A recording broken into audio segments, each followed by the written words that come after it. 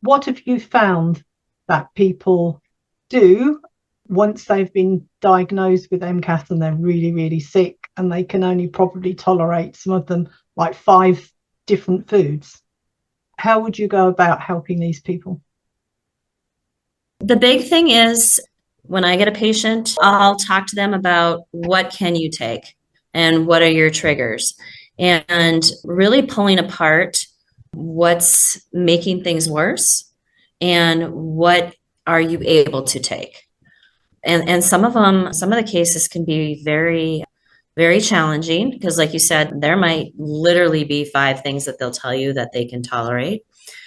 And we have multiple conditions going on at the same time because those patients don't necessarily just have MCAS. They might have Ehlers-Danlos, they might have POTS.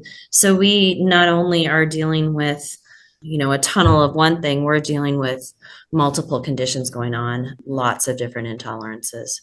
What about you, Brooke?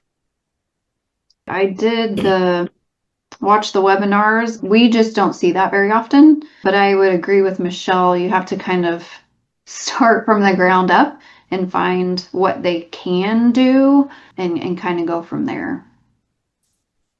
I think Dr. Lawrence Kinsella was saying that he had one patient who had like 150 different symptoms.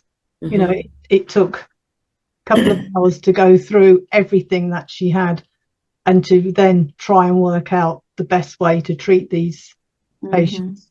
But it's a very difficult thing for a doctor to unravel, and it's very frustrating for the patient when doctors put their hands up and say, whoa, you're too complex for me, or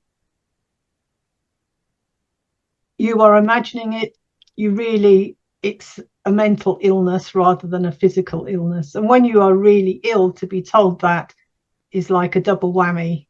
You really need somebody in your corner fighting to help you. I feel like even when we started LDN a long time ago, there wasn't MCAS yet. It wasn't even a diagnosis yet. Like it really hasn't become a diagnosis since maybe the last 5 to 10 years. So it was kind of like this unknown thing, like, oh, you just have reactions to the air, or oh, you aren't having that. But it is very strange. Now all these people are coming forward and you're starting to hear about it and see all this research that's happening with MCAS. But the triggers are environmental, a lot of it. It's to do with fragrances. So perfumes can trigger it, air freshener can trigger it, and also pollen and everything that is in your environment that triggers this off, so you are not able to continue to live your life normally because of all these different triggers. And foods as well is another big thing. Dr. Leonard Weinstock was talking about a painter. The smell of paint was his trigger, and that was his job. He was a painter. So that's tricky. But there are people in garages that have effects with the oils, and petrol and diesel and what have you are triggers. And same with hairdressers, all the different perming solutions. Everything has a smell that you would probably find objectionable, but then it makes a histamine response and it makes you sick. There is just so much of that. And then the people that say, oh, I suffer with allergies, I'm always sneezing, I'm always having runny eyes. Well, the chances are they've probably got MCAS is the problem. Too much stimulation of the histamine.